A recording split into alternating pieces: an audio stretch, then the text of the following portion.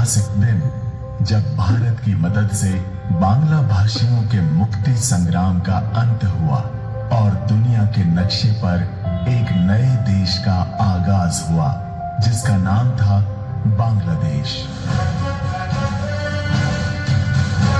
जब 1947 में विभाजन के दौरान पाकिस्तान का गठन हुआ था तो उसके दो हिस्से थे, पूर्वी पाकिस्तान और पश्चिमी पाकिस्तान, जो आर्थिक, सामाजिक और बाकी कई मायनों में एक दूसरे से अलग थे।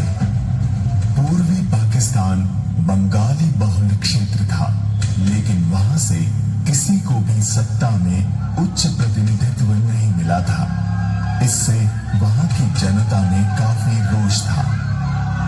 पूर्वी पाकिस्तान में बगावत की लहर दौड़ गई। लोग सड़कों पर उतर आए और आंदोलन करने लगे।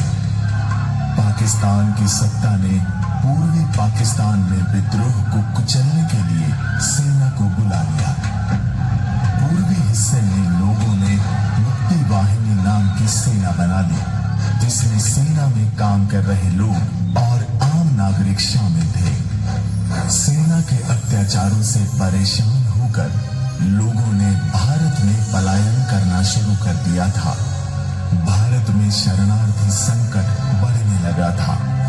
1 साल से भी कम समय के अंदर बांग्लादेश से करीब 1 करोड़ शरणार्थियों ने भागकर भारत के पश्चिम बंगाल में शरण ले ली थी।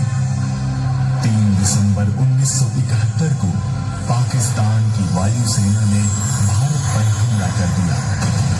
भारत के अमृतसर और आगरा समेत कई शहरों को निशाना बनाया। इसके साथ ही 1971 के भारत पाक युद्ध की शुरुआत हो गई। इस युद्ध परिस्थिति में भारत के थल सेना अध्यक्ष जनरल सैम मानेकशॉ ने अत्यंत महत्वपूर्ण फैसले लिए और इस ऑपरेशन को नाम दिया गया कैक्टस लिली अथवा बांग्लादेश मुक्ति युद्ध। 3 दिसंबर 1971 को भारतीय सेना ने पूर्वी पाकिस्तान में इस ऑपरेशन की शुरुआत की।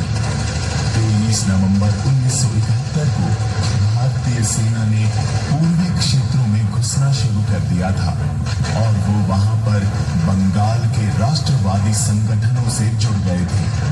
अपनी रणनीति के तहत उन्होंने 9 इन्फेंट्री डिविजन्स के साथ वायुसेना की मदद लेते हुए 3 तरफा हमला करते हुए पूर्वी पाकिस्तान की राजधानी ढाका पर कब्जा किया।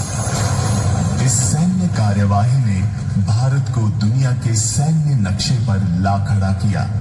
भारत की थल सेना और वायुसेना का ये ऐसा उत्कृष्ट उदाहरण था जिसकी मिसाल पूरी दुनिया को दी गई।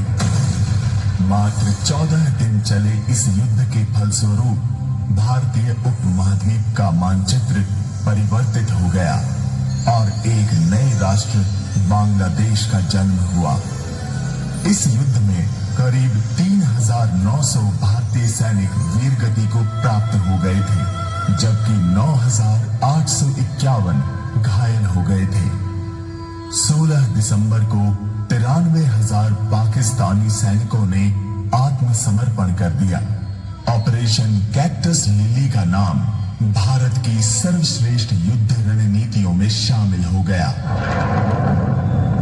16 दिसंबर 1971 का ये खास दिन भारत में विजय दिवस के रूप में मनाया जाता है। अत्याचार पर विजय का प्रतीक बनी ये जीत भारत के वीर सपूतों की शौर्य गाथा का एक उत्कृष्ट उदाहरण है। इस ऐतिहासिक जीत की खुशी आज भी हर देशवासी के मन को उमंग से भर देती है। अपने शौर्य और पराक्रम के लिए भारतीय सैनिकों को वीरता पुरस्कारों से सम्मानित किया गया। ऐसे ही एक पराक्रमी थे महायोद्धा लांस नायक अल्बर्ट एक्का। अल्बर्ट एक्का का जन्म 27 दिसंबर 1942 को झारखंड के गुमला जिले के जरी नामक गांव में हुआ था। वो 20 वर्ष की उम्र में 27 दिसंबर 1962 में भारतीय सेना का हिस्सा बने थे। जब युद्ध छिड़ा तो उनकी यूनिट की पोस्टिंग त्रिपुरा राज्य से उस समय के पूर्व पाकिस्तान से लगने वाले बॉर्डर पर थी। 3 दिसंबर 1971 को इनके बटालियन को निर्देश मिला कि पाकिस्तानी पोस्ट गंगा सागर को पाकिस्तानी फौज से मुक्त कराएं। ये पोस्ट अगरतला से 6 किलोमीटर की दूरी पर थी। भारतीय सेना को ढाका तक पहुंचाने के लिए इस पोस्ट पर कब्जा करना बहुत जरूरी था। 3 दिसंबर 1971 को अल्बर्ट एक्का की यूनिट को गंगा सागर पहुंचते ही भारी गोलीबारी का सामना करना पड़ा। अपने प्राण तक को ताक पर रखते हुए अल्बर्ट ने एक सिंह की भांति हमला कर दिया और शत्रुओं के मंसूबों को नाकाम कर दिया। इस दौरान लांस नायक एक्का ने देखा कि एक बंकर से लाइट मशीन गन उनकी फौज को घायल कर रही है। अपनी जान की परवाह न करते हुए उन्होंने बंकर पर हमला किया, शत्रु के 2 सिपाहियों पर आक्रमण किया और उस बंकर पोस्ट पर कब्जा कर लिया। इस दौरान उनके पेट में गोली लगी, लेकिन इसके बावजूद वो शत्रुओं को टक्कर देते रहे। अपने रेजिमेंट के उद्देश्य हमेशा पहला को ध्यान में रखते हुए वो अपनी यूनिट का नेतृत्व करते हुए एक बंकर से दूसरे बंकर पर कब्जा करते हुए आगे बढ़ते गए। जल्दी ही वो अपने लक्ष्य के उत्तरी हिस्से में पहुंच गए। वहां एक मीडियम मशीन गन उनकी यूनिट को घायल कर रही थी।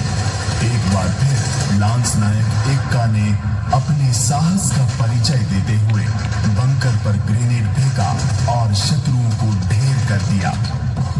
इस युद्ध के बाद हमने गंगा सागर पर विजय प्राप्त कर ली, परंतु भारत मां का ये लाडला सपूत हमसे हमेशा के लिए बिछड़ गया।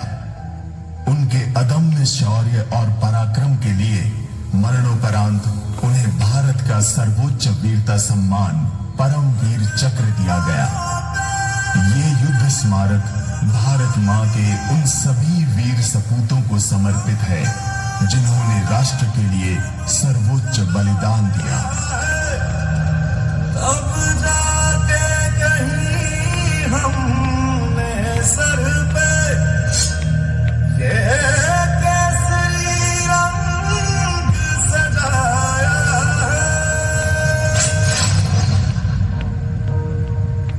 है मेरी जमीन, अफसोस नहीं जो तेरे लिए सा दर्द सहे। महफूज रहे तेरी आन सदा, चाहे जान मेरी ये रहे ना रहे।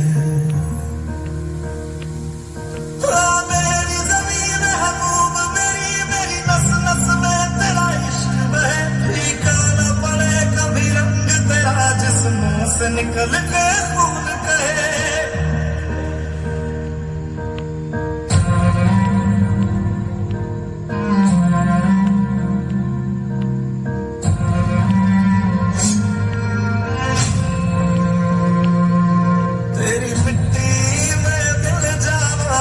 बन के मैं खिल जावा, इतनी सी है दिल की आरज़ू।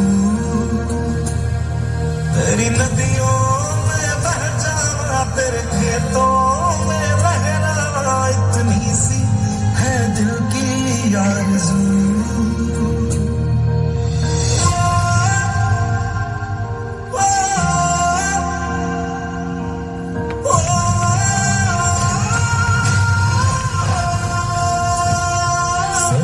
से भरे खलियान मेरे, जहाँ झूम के भंगड़ा पा न सका।